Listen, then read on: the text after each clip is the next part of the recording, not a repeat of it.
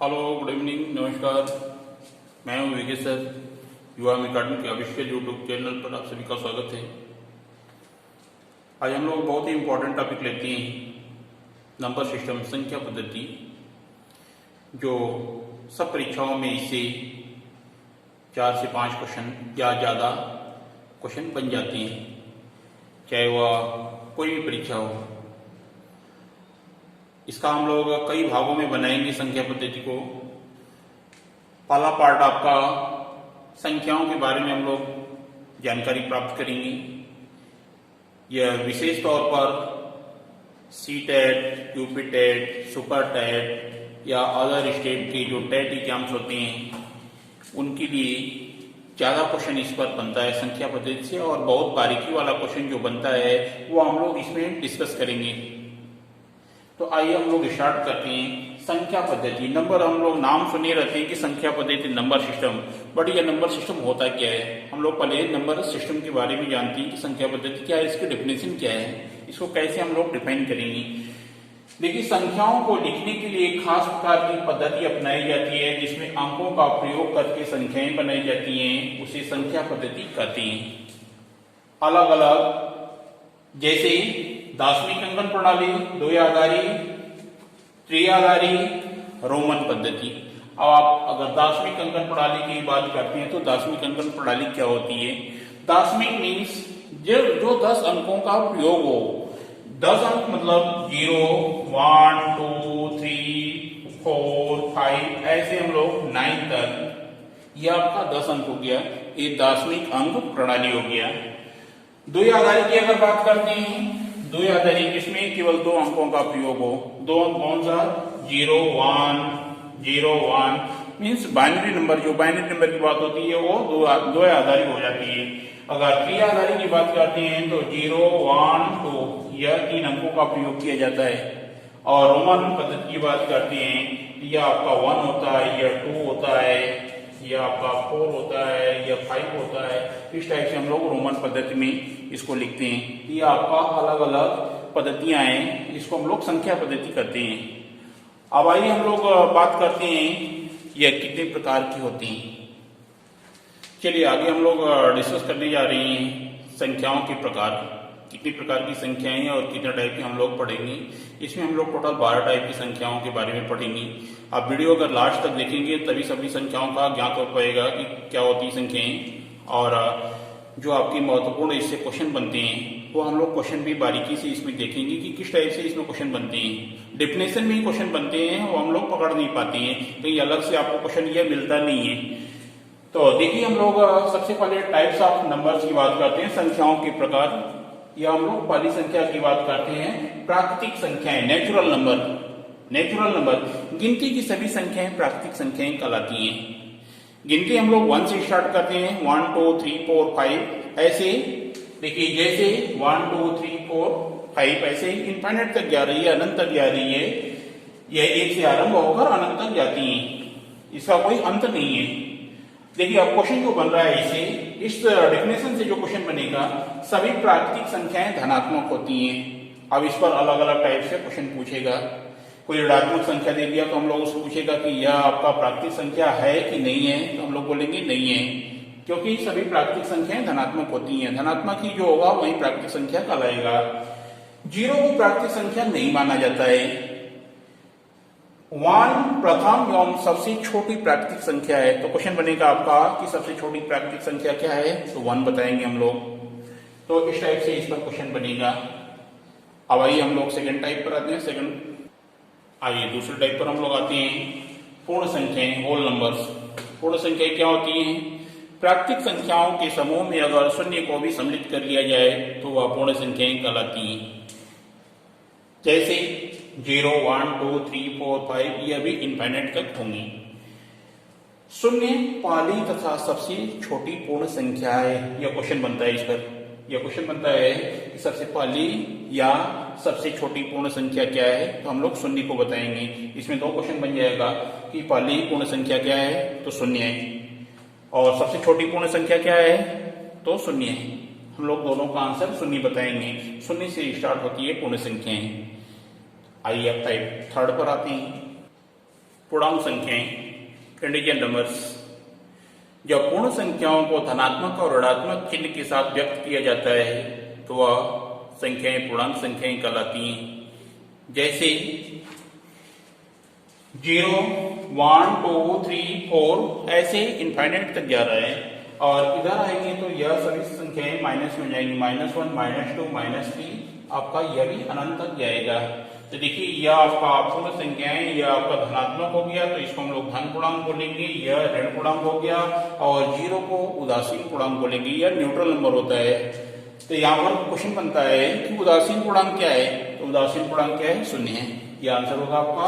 और दूसरा क्वेश्चन बनेगा आपका सबसे पहला पूर्णांक क्या होता है, तो सबसे पहला पूर्णांक हम लोग कभी बता नहीं सकते। सबसे आखिरी पूर्णांक क्या होता है, यह तीसरा क्वेश्चन बन रहा है इस पर, सबसे आखिरी पूर्णांक भी हम लोग नहीं बता सकते।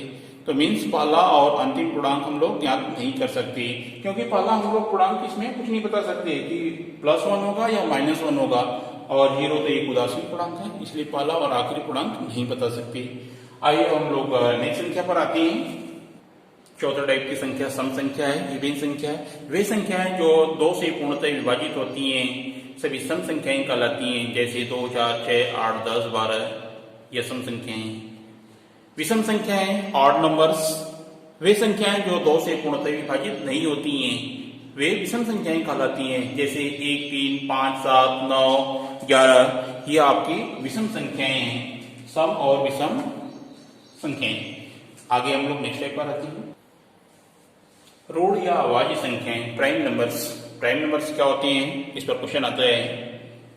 एक से बड़ी वे संख्याएं जो एक या स्वयं से विभाजित हो, किसी और संख्या से विभाजित न हो, वह ऋण संख्याएं या अभाज्य संख्याएं या प्राइम नंबर्स कहलाती हैं। जैसे 2, 3, 5, 7, 11, 13, यहाँ पर 9 नहीं है, देखिए 9 आपका विषम संख्या में आएगा, 2 3 से डिवाइड हो जाएगा, इसलिए 9 नहीं है। 15 नहीं है, 15 नहीं होगा। ये आपकी प्राइम नंबर से 2 एकमात्र सम अभाज्य संख्या है। 2 एक ऐसी संख्या है जो सम भी होता है और अभाज्य भी संख्या होता है। तो यहाँ पर क्वेश्चन बनता है कि सबसे छोटी अभाज्य संख्या कौन है, तो सबसे छोटी अभाज्य संख्या कौन है, तो यहाँ पर आंसर क्या होगा, 2 है। तो यहाँ पर बच्चे 2 को फिर सम समझने लगते हैं, यहाँ पर डाउट हो जाता है उनको कि सम है, अभाज्य नहीं है। तो 2 देखिए सबसे छोटी अभाज्य संख्या है, 2 से ही स्टार्ट होता है। 1 से बड़ी वे संख्याएं, 1 से बड़ी, देखिए 1 से बड़ी यही होगा, 1 नहीं होता है। यह भी क्वेश्चन बनता है 1 अभाज्य संख्या है या नहीं है, तो 1 नहीं है, 1 से बड़ा होता है। आइए नेक्स्ट क्वेश्चन पर आते हैं।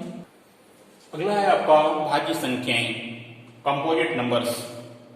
कंपोजिट नंबर का डेफिनेशन है जिन संख्याओं के 2 से अधिक फैक्टर हों वे संख्याएं भाज्य या यौगिक संख्याएं कहलाती हैं। इसको हम लोग भाज्य या यौगिक भी बोलते हैं। कई बार यौगिक वाला क्वेश्चन बोल देता है कि यौगिक संख्याएं हैं या नहीं। जैसे 4, 6, 8, 10, 9, 15 इत्यादि। अब इनके फैक्टर क्या हो रहे हैं, 2 into 2 भी हो रहा है, 2 into 3 भी हो रहा है, मतलब 1 और 6 के अलावा 2 से अधिक फैक्टर जब हो रहे हैं तो यह कंपोजिट नंबर कहला रहे हैं, यौगिक संख्याएं कहला रही हैं, भाज्य संख्याएं कहला रही हैं। और एक को हम लोग एक न तो भाज्य संख्या है न ही अभाज्य संख्या है, यह क्वेश्चन बनता है इस पर। एक क्या है, भाज्य संख्या है या नहीं है, एक भाज्य संख्या नहीं है, अभाज्य संख्या भी नहीं है। और भाज्य संख्याएं सम और विषम दोनों हो सकती हैं, उसमें कोई जरूरी नहीं है कि सम ही हो या विषम हो। देखिए आपका सम संख्या है, यह विषम संख्या है, इसलिए एग्जाम्पल ले रहे हैं, यह विषम संख्या है। देखिए सम और विषम दोनों का एग्जाम्पल हो रहा है, तो भाज्य संख्याएं सम और विषम दोनों हो सकती हैं। यह आपका कंपोजिट नंबर का डेफिनेशन। सहअभाज्य संख्याएं, को प्राइम नंबर्स, ये क्या होती हैं, ऐसी 2 या 2 से अधिक प्राकृतिक संख्याएं जिसमें एक के अतिरिक्त कोई अन्य उभयनिष्ठ गुणनखंड न हो वह सहअभाज्य संख्याएं कहलाती हैं। जैसे या दूसरी भाषा में हम लोग यह बोल सकते हैं कि उन 2 संख्याओं या 2 से अधिक जो संख्याएं उनका एचसीएफ 1 हो, जिनका एचसीएफ 1 हो। जैसे 2, 3 है, इन दोनों का एचसीएफ देखिए 1 है, और क्या है, इनका कोई उभयनिष्ठ गुणनखंड नहीं है। उभयनिष्ठ गुणनखंड मतलब दोनों में कॉमन होना चाहिए, ऐसा नहीं है। 5, 9, 11, 3 संख्याएं हो गई, 21, 23, 29, यह आपके एग्जाम्पल्स हो गए।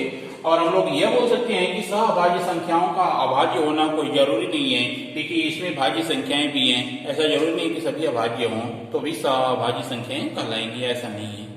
तो यह सहभाज्य संख्याओं का डेफिनेशन है। आइए नेक्स्ट, परिमेय संख्याएं, रेशनल नंबर, बहुत ही इंपॉर्टेंट यह नंबर है। रेशनल नंबर वे संख्याएं जो p बाई क्यू के रूप में लिखी जाती हैं वह परिमेय संख्याएं कहलाती हैं। But q equal to not zero, q equal to zero नहीं होना चाहिए। जैसे 3/5 माइनस 3/7 0, 22/7 5, 7/9 इत्यादि। दूसरी भाषा में हम लोग यह बोल सकते हैं कि प्रत्येक पूर्णांक संख्याएं एक परिमेय संख्याएं होती हैं। पूर्णांक संख्याएं क्या होती हैं? जो धनात्मक और ऋणात्मक चिन्ह के साथ व्यक्त किया जाता है, क्योंकि यह धनात्मक भी हो सकता है और ऋणात्मक भी हो सकता है और जीरो भी हो सकता है, क्योंकि यह भी आपका पूर्णांक संख्या है, 5 है, कोई भी संख्या हो सकती है। यह हम लोग इसको परिमेय संख्या बोलेंगे। इस पर क्वेश्चन आता है आपसे कि परिमेय संख्याएं कौन सी हैं, तो इस टाइप से हम लोग पूर्णांक संख्याओं को देखकर बता सकते हैं कि यह परिमेय संख्या है। वो धनात्मक और ऋणात्मक दोनों के साथ हो सकता है। 22 के साथ यह पाई का मान होता है, बट यहाँ पर हम लोग इस रूप में लिखेंगे तो यह परिमेय संख्या है। पाई जबकि अपरिमेय संख्या है। आगे हम लोग अपरिमेय संख्या पर बात करते हैं। अपरिमेय संख्याएं, इरेशनल नंबर, वे संख्याएं जो p बाई क्यू के रूप में न लिखी जाएं वे अपरिमेय संख्याएं कहलाती हैं। और यह संख्याएं प्रायः पूर्ण वर्ग नहीं होती हैं। जैसे कड़ी में 2, कड़ी में 5, कड़ी में 7, 4/5, 2 कड़ी में 6, माइनस कड़ी में 2, माइनस कड़ी में 3 और पाई। पाई का मान 22/7 होता है, जो कि पाई का यथार्थ मान नहीं होता है। वह आपका कंटिन्यू जाता रहता है, वह अशांत मान है। पाई का मान हमेशा अशांत रहता है। अशांत मीन्स पूर्ण नहीं होता है, वो हमेशा कंटिन्यू जाता रहता है, वह अशांत होता है। और ऐसी संख्याएं प्रायः कड़ी के अंदर रखी जाती हैं, वह अपरिमेय संख्याएं होती हैं। इस पर बहुत सारे क्वेश्चन आते हैं परिमेय और अपरिमेय संख्याओं पर। टीटी में स्पेशल आता है इस पर क्वेश्चन, एसएससी में, बहुत सारी परीक्षाओं में, सभी परीक्षाओं में आता है। बट आपका परिमेय और अपरिमेय संख्याएं मोस्ट इंपॉर्टेंट हैं। आइए हम लोग आगे बढ़ते हैं। वास्तविक संख्याएं, रियल नंबर्स। रियल नंबर क्या होती हैं? वे संख्याएं जो परिमेय और अपरिमेय दोनों होती हैं वह रियल नंबर कहलाती हैं, वास्तविक संख्याएं कहलाती हैं। जैसे एग्जाम्पल है कड़ी में 5, कड़ी में 10, -1/2, 7/5, पाई, -1, 0, 22/7। मीन्स यहाँ पर देखिए पाई और 22/7 दोनों है। यह आपका एक परिमेय है, एक परिमेय है। और यह आपका माइनस में भी है, कड़ी में भी है, प्लस में भी है, जीरो भी है। तो यह क्या हो गया? आपका वास्तविक संख्याएं होंगी। यह वास्तविक संख्याएं। इस पर क्वेश्चन आता है, पूछेगा कि जीरो क्या है। जीरो आपको ऑप्शन दे देगा, उसके अकॉर्डिंग बताना है यह वास्तविक संख्या है या नहीं। यह है वास्तविक संख्या है। यह वास्तविक संख्या का डेफिनेशन है। अवास्तविक या काल्पनिक संख्याएं, इमेजिनरी नंबर, इसके नाम से ही आपको क्लियर हो रहा होगा। काल्पनिक संख्याएं मीन्स जिनका कल्पना मात्र की जा सकती है, वे संख्याएं काल्पनिक संख्याएं कहलाती हैं। जैसे कड़ी में -9, कड़ी में -9 देखने से आपको लग रहा होगा कि इसका मान 3 होगा, बट ऐसा नहीं है।